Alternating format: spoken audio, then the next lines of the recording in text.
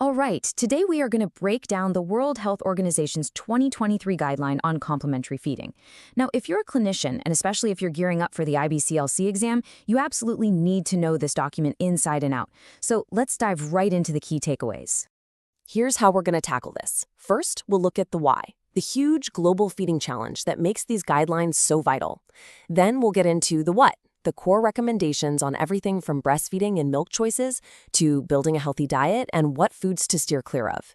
And finally, we'll cover the how, with a look at supplements, responsive feeding, and some practical case studies. Let's get started. So why do we need these new guidelines right now? Well, it's because that complementary feeding period from about 6 to 23 months is just an incredibly critical window. It's where we see long-term eating habits begin to form, but it's also, unfortunately, the peak time for growth issues and nutrient deficiencies. Getting this right is a really big deal with lifelong consequences. And the scale of this problem is just staggering. I mean, look at these numbers. Globally, 148 million kids under 5 are stunted. They're too short for their age. You've got another 45 million suffering from wasting, where they're dangerously thin. And at the same time, 37 million are affected by overweight. It's this triple burden of malnutrition that these evidence-based guidelines are designed to combat. Okay, let's move on to the first block of core recommendations. You can think of these as the absolute bedrock of infant feeding that every practitioner has got to have down pat. They cover continued breastfeeding, the right milk choices, and that crucial question of when to introduce solids. So recommendation number 1 is crystal clear: keep breastfeeding up to 2 years or even longer. Now, for those of you studying for exams, pay close attention to the grading here. The WHO calls this a strong recommendation, but it's based on very low certainty evidence. What does that tell us? It shows that the guideline committee looked at a whole lot more than just clinical trial data to make this call. And that leads perfectly to this next point. This recommendation doesn't just exist in a fantasy world. For it to actually happen, families need real structural support. We're talking about things like flexible work schedules, access to skilled lactation counselors, and, critically, strong protection from the aggressive marketing of formula. Next up is timing. The guideline holds the line on introducing complementary foods at 6 months, or 180 days. This is another strong recommendation, this time with low certainty evidence. But the WHO is really careful to point out that this is a public health recommendation. As clinicians, you and I both know that individual babies might have different needs, and that's exactly where our clinical judgment has to kick in.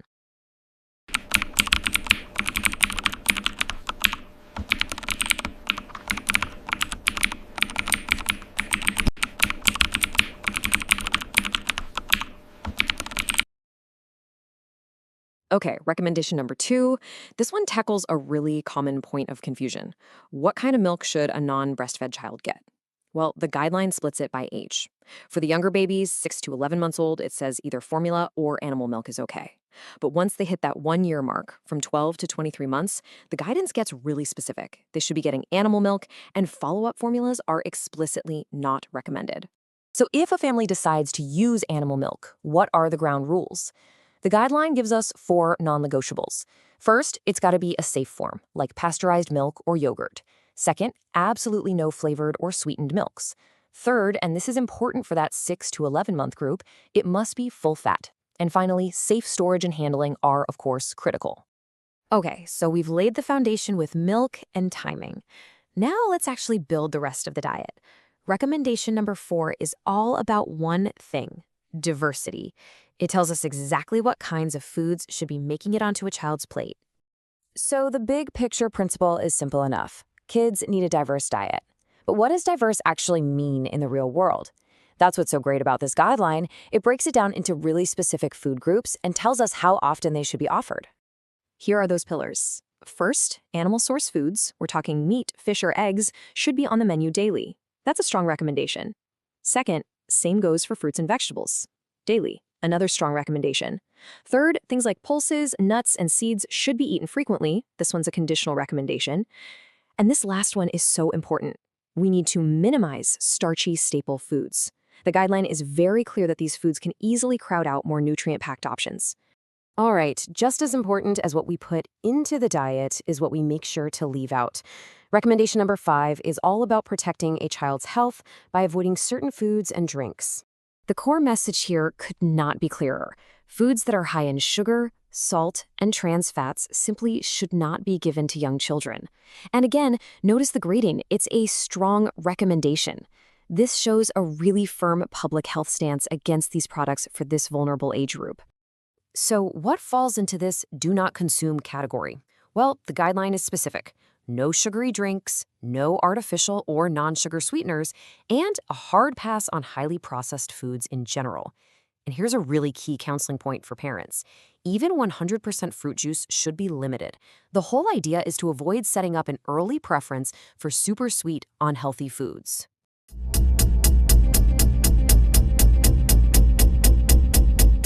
Okay, now let's zoom out a little and talk about the wider context of feeding.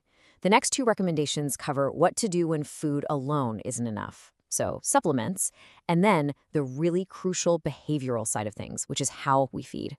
Recommendation 6 really clarifies the role of supplements, making it plain that they are not a substitute for a diverse diet. But in certain situations, they can be absolutely vital.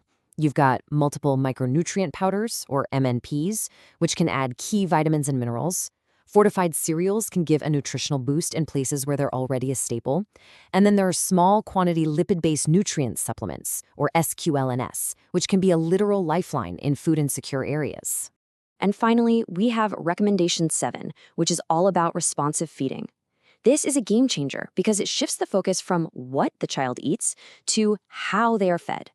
The WHO defines it as encouraging a child to eat on their own, responding to their cues for hunger and fullness. This is so key for helping them learn to self-regulate and for their overall development. And you guessed it, it's another strong recommendation. All right, we have all 7 recommendations under our belt. But how do we actually put them to use in the real world? Let's walk through a couple of quick case examples to see how these guidelines help us solve clinical problems. Let's look at case number 1, a 9-month-old in a food-insecure community. Here, we'd lean on recommendation 4A, pushing for daily animal source foods because they're so nutrient-dense. And we'd also bring in recommendation 6C, considering SQ-LNS to help fill in any nutritional gaps. Now, case 2, a 10-month-old who's drinking a ton of cow's milk and is at risk for iron deficiency. Here, we use recommendation 2A to talk to the family about the risks of cow's milk versus formula for an infant this age. And we'd again use recommendation 4A, this time to boost iron-rich animal source foods in their diet. You can see how the guidelines become a practical toolkit. So let's end with a final thought to take with you. The WHO was very open about the fact that most of these recommendations are based on low or very low certainty evidence. Now, that's not a weakness of the guideline, far from it. It's actually a call to action. It leaves us with a critical question for our own work. As new, better research comes out, how will we keep up? How will we critically evaluate it? And how will we adapt the advice we give to families? Because that is what it truly means to be an evidence-based practitioner.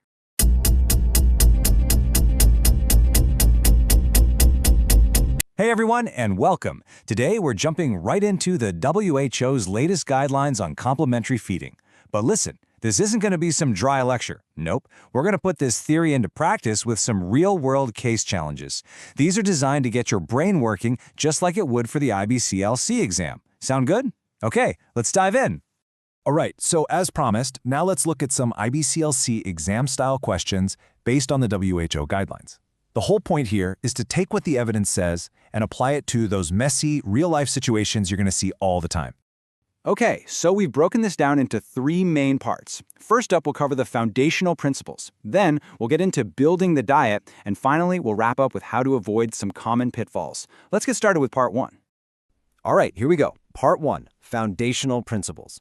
So these first couple of questions, they're all about testing the absolute must-knows, the real cornerstones of the WHO's advice here. Okay, let's kick things off with our first case. I want you to picture this. You've got a mom with a healthy, exclusively breastfed baby who's about 4.5 months old. This little one is super interested in food, watching every bite the mom takes, and she's really eager to start solids. So, what's the best public health advice here? Take a look at the options. What do you think? And the right answer is B. Wait until 6 months. Now, what's so important here is the language the WHO uses. They call this a strong recommendation, and that is huge. Because yeah, some babies might look ready a bit earlier, but for public health, for everyone, the advice is crystal clear. Waiting until that 6-month mark gives their little gut and their motor skills time to really mature.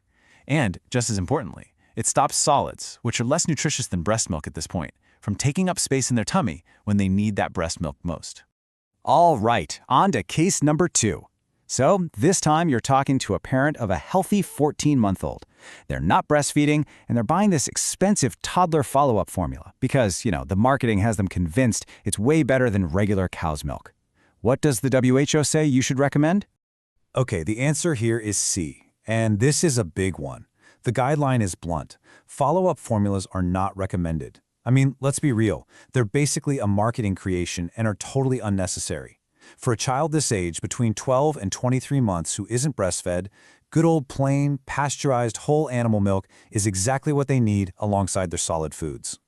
Great job. Let's move on to part 2, which is all about building the diet. So we figured out when to start. Now the big question is, what do we feed them? These next cases are all about nutrient density and making sure there's lots of variety. Okay, this next scenario is one you see all over the world. You have a 10-month-old, and their main food is rice porridge. To stop them from getting serious micronutrient deficiencies, what's the single most critical thing you should recommend adding to their diet? Have a look at the choices. And the answer is a big, clear B. Get some animal source foods in there every single day. This really highlights one of the most powerful recommendations in the new guidelines. And why is that? Well, because things like liver, eggs, and fish are absolute nutrient powerhouses. We're talking top-quality protein, iron your body can actually use, zinc, vitamin B12, the whole package. In fact, the WHO's own data shows that if you take those foods out, it's pretty much impossible to fill those nutrient gaps. Okay, here's a related one, but it can be a little tricky. We have a 1-year-old whose diet is mostly refined maize porridge. Now here's the catch. Their weight is fine, they're growing, so the family thinks everything's okay. But what's the hidden nutritional risk here? The right answer is C, and this points to a really big shift in the guidelines. Here's the bottom line. Calories are not nutrition. A baby can be getting enough calories to grow from starchy foods, but still be at huge risk from micronutrient deficiencies. These foods are just, well, they're not very dense in nutrients. They fill up that tiny tummy and leave no room for the good stuff, the foods that are actually essential for their development. The WHO is super direct about this. You've got to minimize these starchy staples. Okay, we're on the home stretch. Part 3 is all about avoiding common pitfalls. This is where we get into the nitty-gritty, the practical do's and don'ts. We're going to talk about everything from those processed snacks that are everywhere to the actual way we feed our kids. I think we've all seen this one. An 18-month-old is getting sweet biscuits and those fruit-flavored drinks pretty often as treats. So, based on the evidence, what's the right thing to tell the parents? Think this one through. And the answer is D. And again, look at that wording from the WHO. Should not be consumed. That's not eat less of it, it's don't eat it. This is another one of those strong recommendations. For kids this young, this isn't about everything in moderation. The real goal is to avoid this stuff completely. Why? Because you're setting up their taste preferences for life, and you want to make sure every single bite counts nutritionally. Okay, for our last case, we're going to switch gears a little. We're moving from what the baby eats to how they eat. So, imagine an 11-month-old. She eats about half her food, and then she turns her head away. She's clearly saying, I'm done. But the caregiver is worried, thinking she didn't eat enough. So what does responsive feeding tell us is the right thing to do here? The answer, of course, is B. And this really gets to the core of what responsive feeding is all about. It's a completely different way of thinking. It's not about the clean plate club anymore. It's about respecting that the child knows when they're hungry and when they're full. We need to trust their internal cues. When we do that, as the WHO definition explains, we're helping them learn to self-regulate, and we're building the foundation for a healthy relationship with food that'll last their entire life. So there you have it. We've really put these guidelines through their paces. The big takeaways are pretty clear, right? Start solids around 6 months. Make those nutrient-packed animal source foods a daily thing. Steer clear of sugary, salty, processed stuff. And maybe most importantly, trust the child's ability to know when they're done. But, knowing all this stuff is just the first step. That leaves us with the really big question, the one you see here. How do we actually build a world in our homes, in our communities, even at work, where following these guidelines is the easy choice for families, not the hard one? Now that is the real challenge, isn't it?